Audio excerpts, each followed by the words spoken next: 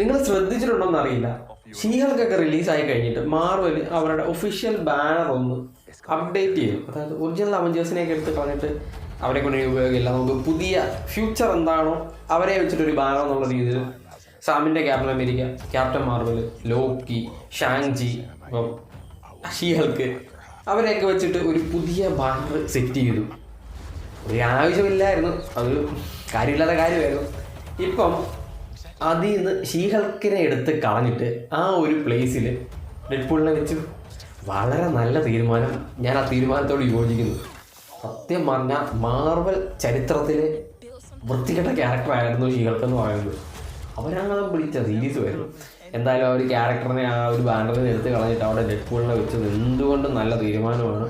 അല്ലെങ്കിൽ മാർവൽ ഈ ചില സമയത്തുണ്ടല്ലോ ഈ ചില ഇങ്ങനെയുള്ള കഴിവുകളൊക്കെ കാണിക്കും, പിന്നെ ഇതൊക്കെ തിരുത്തി തിരിച്ചു വരുമെന്നൊരു സമാധാനം